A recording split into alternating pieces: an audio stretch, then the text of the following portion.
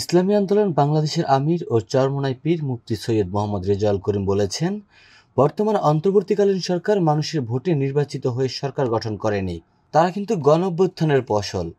এই সরকারের ঘোষণা ছিল সংস্কার, দৃশ্যমান বিচার ও তারপরেই জাতীয় নির্বাচন।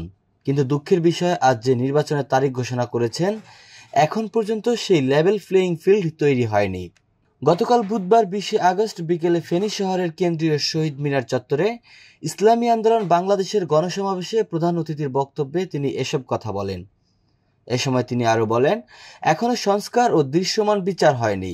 এই অবস্থায় আপনারা যেনতেন নির্বাচন করলে যে হাজার হাজার মায়ের কোল খালি হয়েছে, হাজার হাজার মানুষ পঙ্গু হয়েছে, চক্ষু হারিয়েছে, তাদের কি জবাব দেবেন বলেও প্রশ্ন রাখেন তিনি।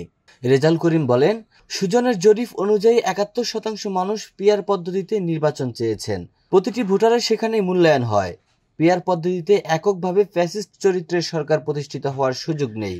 প্রতিটি রাজনৈতিক দলের প্রতিনিধির সংসদে যাওয়ার সুযোগ থাকে। তখন এলাকা ভিত্তিক যে গুন্ডা, দখলবাজ ও চাঁদাবাজ তৈরি হয়, তা বন্ধ হয়ে যায়। এজন্য পিআর পদ্ধতিতে নির্বাচন, মৌলিক সংস্কার ও দৃশ্যমান বিচারের পরেই জাতীয় নির্বাচনের চিন্তা করা উচিত।